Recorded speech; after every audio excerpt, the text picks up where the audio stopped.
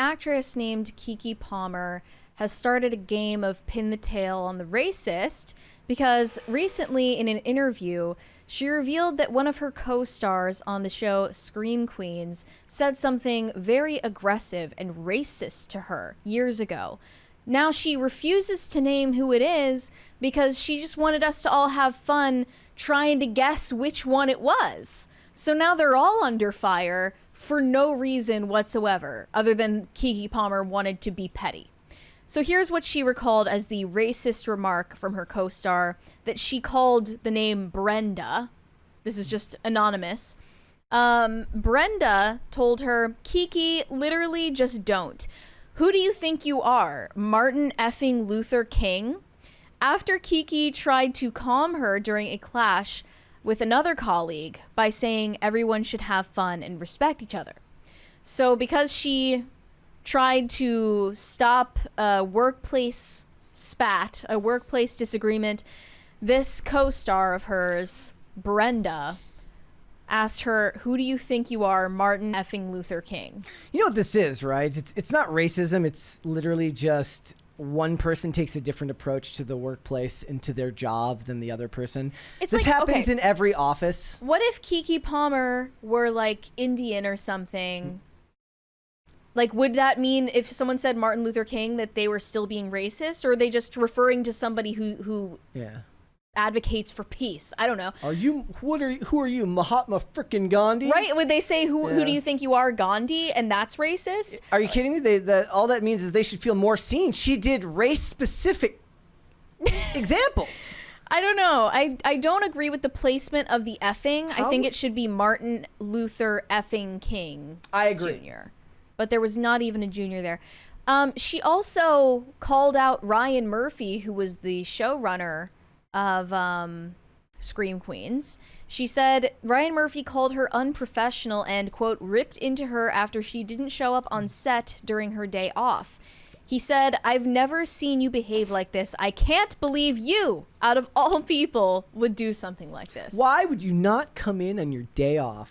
Ryan Murphy does seem like a tool. Yeah. Just a real piece of work, but he gets away with it because he's good at his job. Yeah, like, actually, Ryan Murphy is a great example of meritocracy. Yes. Where, but you could also call it patriarchy and racism if you wanted to. White privilege. I guess. If you really wanted to twist it that way, you could get away with it. But he's gay, right? Is he? Is he gay? And therefore, he falls. Is that why he loves making all of his? I don't know. Super explicit? I could be completely wrong about that. I don't know if he's. The point is he likes to make content that does really, really well. And when you do well, and when your shows draw big numbers, you're allowed to get away with more stuff. You might be wondering why Keke Palmer revealed these details from the set of Scream Queens many, many years after the show went off the air. It's because she's trying to sell a book, which is always the case. Someone is always trying to peddle their memoir to you, and you shouldn't buy it. They always save it for right when the memoir is about to come out. And like, right when the money's drying up, they're like, you know what I could do? I could sell a memoir. Her money is. She's doing plenty well. Well, this says she's making bank. She's sharing more of her story with her new book, a memoir/self-help hybrid called Master of Me, The Secret to Controlling Your Narrative. This just feels like an exercise in narcissism to me. Quote, I have always been an observer of myself for years at the mercy of others. Not anymore. She has been portrayed over the years as the poor little black girl whose parents used her for money, the teenager who never had a childhood because she was a Nickelodeon star. The woe is me around being a child actor. And now she's trying to break through that narrative by talking shit about her colleagues. People will have a lot of sympathy for you if you're a child star who had something awful happen to you at the hands of someone in Hollywood. But if all your claim is like, I didn't have a lot of free time because I was off acting, people are going to be like, what do you want me to do? Cry about it? Here's an excerpt from the memoir. So here I am, starring in a movie where I'm literally playing a heroine with one of the biggest directors of our generation. But I've got people telling me my career isn't as good as someone else's because of the complexion of my skin. No, babe, I won't let you project that onto me. Well, okay then. And she's saying this because many people have compared her and her career to that of Zendaya, who's a very who is big another star. former child star from the Disney Machine. They're both big stars, though. I mean, But not, no, she's not as Zendaya is big more as- successful because she has a lighter skin tone, Brett. And there's no way you can falsify that claim, so it's true. I look at Zendaya. I've yet to see like a good performance from her. Actually, I agree. I don't think she's a talented actress. Like, she was in Spider-Man movies that I enjoyed, but she just kind of played the same. But she never grew out of Disney acting. That was the problem. She always acts as if there is a laugh track. Maybe my problem is that I haven't seen Euphoria, and I would love Euphoria. I don't know. But she acts like that in Euphoria too. Everyone said that she was the only cast member on Euphoria who delivered lines as if every time she did there was supposed to be a laugh track going off afterwards. I mean, that's on the director for not coaching her to not. There's also the fact that she can only make one facial expression. I'll stop talking smack about Zendaya, but people are taking guesses as to who on the Scream Queens cast this could be. The first guess is obviously Emma Roberts. She's a mainstay on the show. Do you want to explain the why that is? Why people would assume Emma Roberts? Well, first off, she plays Chanel Oberlin in Scream Queens, who is an unapologetic bitch.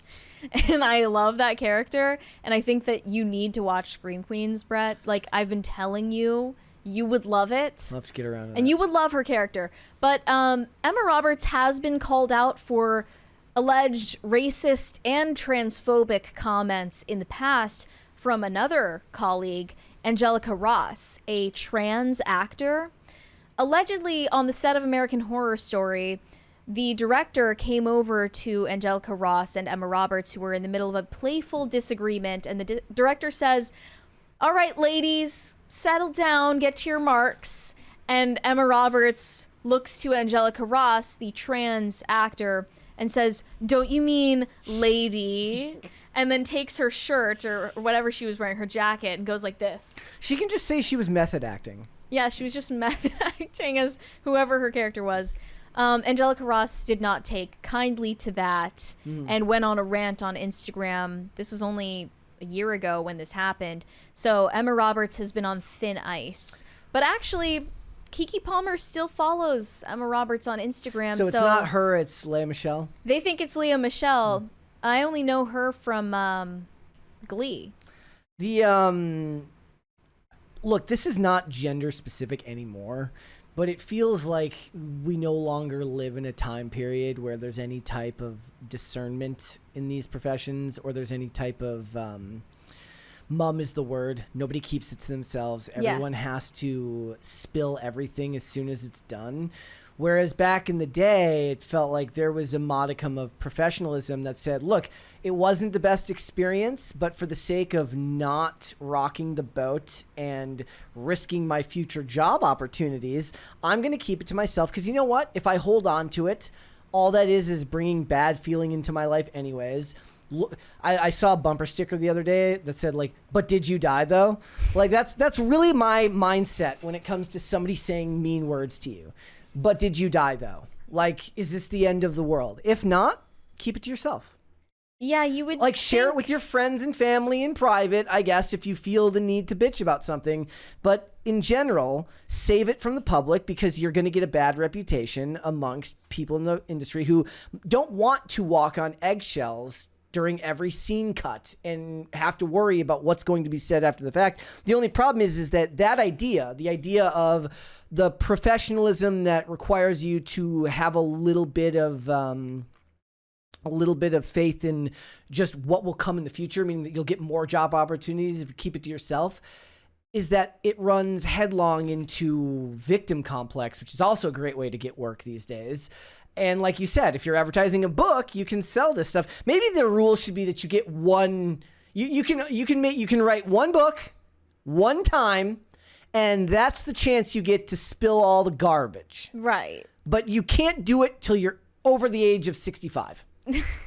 Yeah, I mean, at least gather up some more stories to tell before you write a book. Yeah, like, who wants to have a mediocre, salacious book? You know, I think that they do just get rewarded for throwing tantrums like toddlers. It's very self-indulgent. Writing a memoir / self-help book when your own life is clearly a mess and you're not able to have professional or personal relationships work out. It's incredibly self-indulgent and immature. So. I mean, but that's the way Hollywood is, right? Keke Palmer she seems annoying as hell. That's the impression that she gives. I would just like to. I guess the problem is like all those actors still exist. The ones who keep it to themselves, but you don't hear about it because they're not out there making all of the complaints. Like Margot Robbie, for instance. She's probably got some doozies. Seasoned professional. I am sure she has got some great stories about awful people in Hollywood. Right? But she chooses not to tell them because Like she she's has probably like a little thing called discretion. She's like, I was on the set of Barbie and you should have heard the way that Will Ferrell was talking to me. You know? I'm sure, yeah, plenty of interactions like that. Yeah. But sharing them is not what professional adults do. It just feels like social media was more of a mistake every single day. Just conversations that you were not supposed to be privy to at all. Yep. All right. Thanks for watching. Listen to full episodes of Pop Culture Crisis on Spotify. Keep up with us on social media and make sure you subscribe and ring that bell so you never miss the show. Bye, guys.